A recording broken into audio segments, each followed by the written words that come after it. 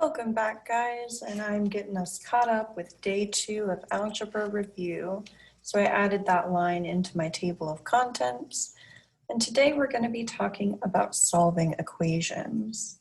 Pause the video if you need to get caught up with writing that down, but I'm going to move right along.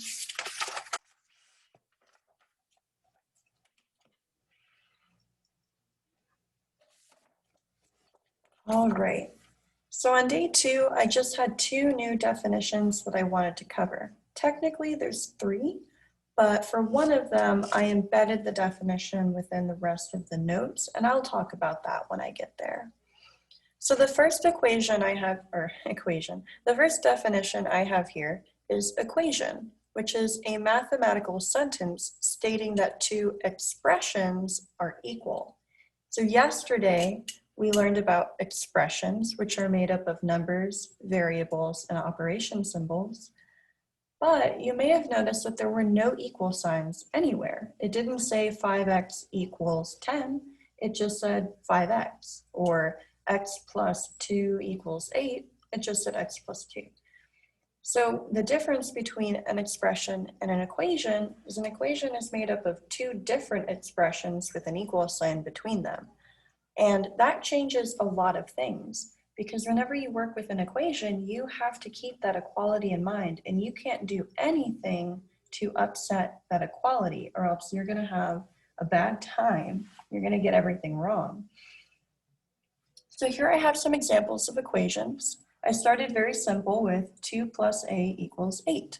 That's a very basic example of an equation, and that would be a one-step algebra problem. Then over here, I got a little one step further. 3y minus 7 equals 10.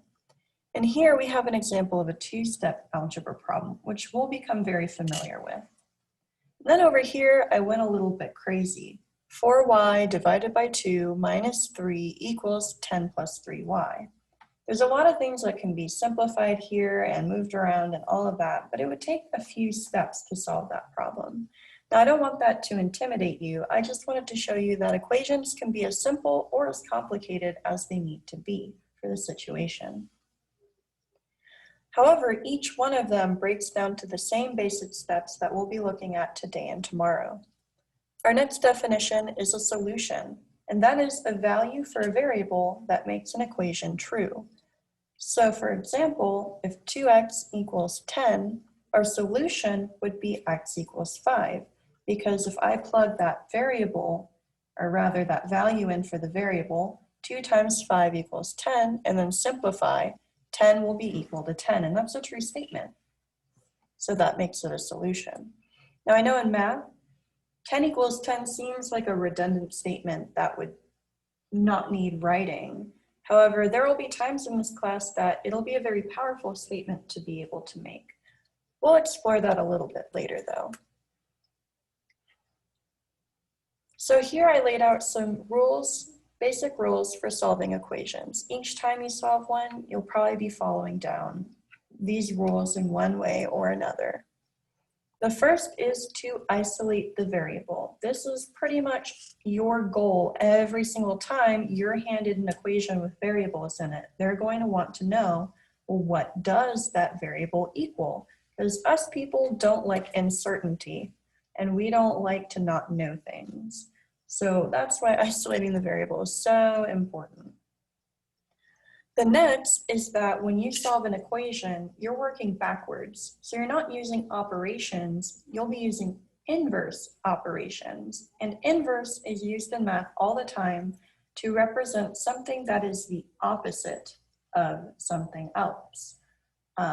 Something that undoes something else. So an example of an inverse operation would be addition and subtraction. If I add $5 to my bank account and then I spend $5, I end up with nothing. So they canceled each other out.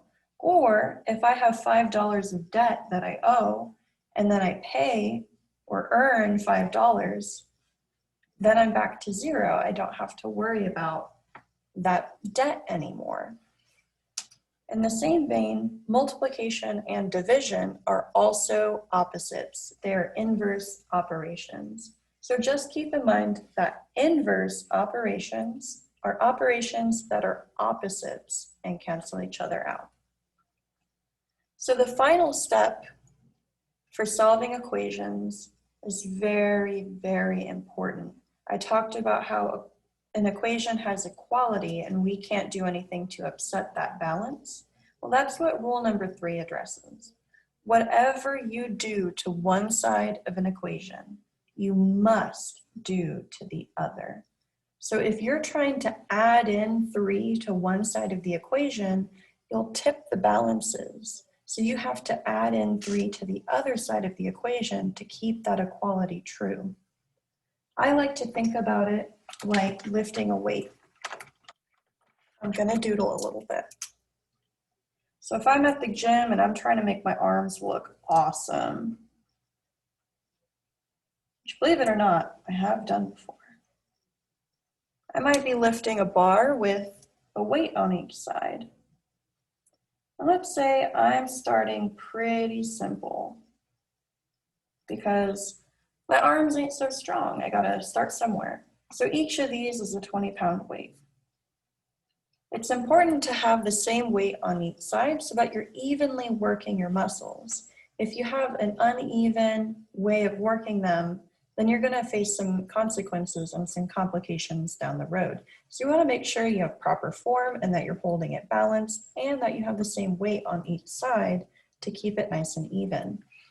Now say I finish my sets with these 20-pound weights on each side and I wanna step up and make myself a little bit beefier.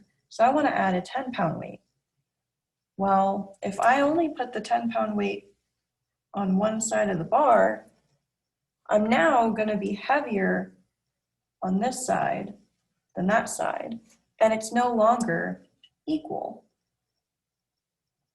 Because 20 pounds is not equal to 30 pounds. So I would have to make sure I'm sliding a 10-pound weight onto both sides of the bar, and then I'll have an even 30 pounds on each side, and hopefully my muscles will be able to handle it. This is just a silly little example, but I just want to stress the importance of doing the same thing to each side. All right, and that leads us into what we call properties of equality.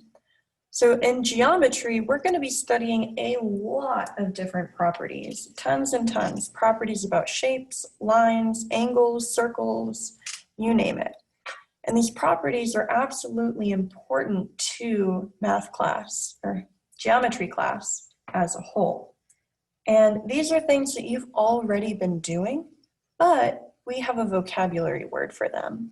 So properties of equality are things that you can do to both sides of an equation that maintain the equality, that maintain the balance.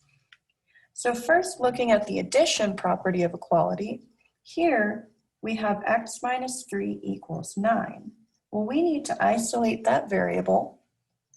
So we're going to use inverse operations. Because we have a negative 3 or a subtraction of 3, I need to do an addition of 3.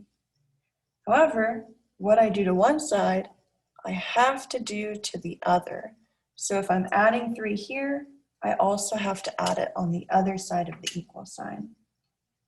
And then I end up with x equals 12, because 9 plus 3 is 12.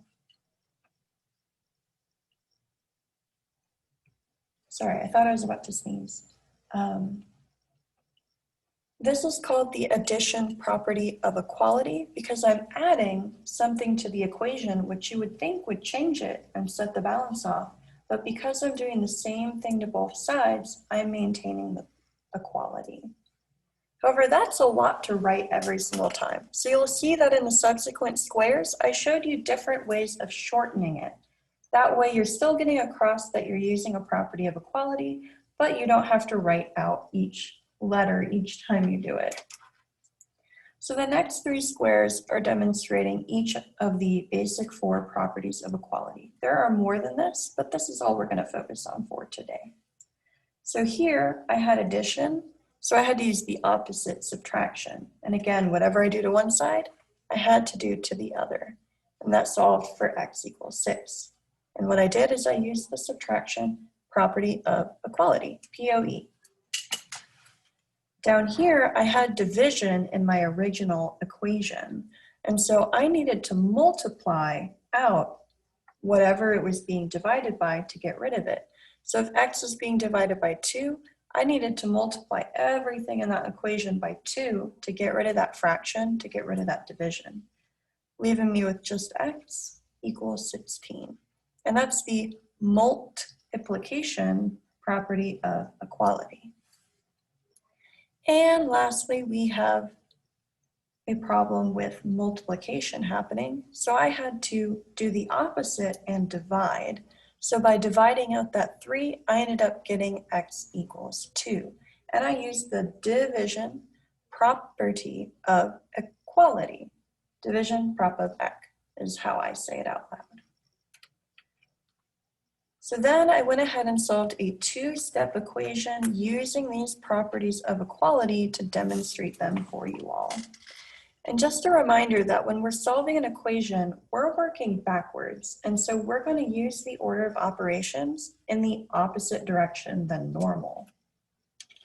So when I have 5 equals 3a plus 20, I have to decide whether I'm going to divide by 3 first or subtract 20 from both sides. Because again, I have to isolate that variable by using the opposite of what's happening in the equation.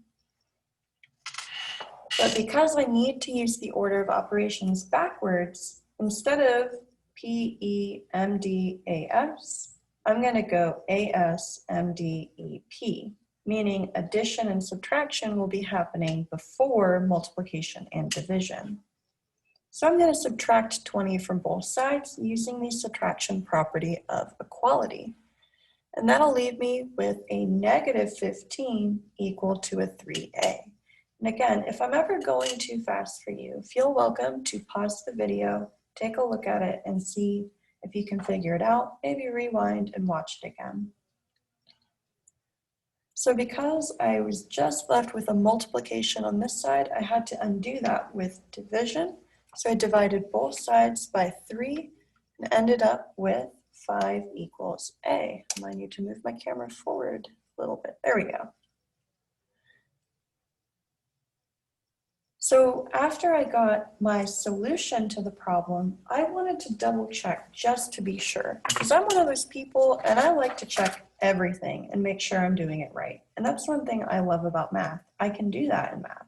In English, I can proofread my essay, but I have no way of knowing if the stuff I wrote in my essay is really the best it could be or really accurate, because all I could do is do my best.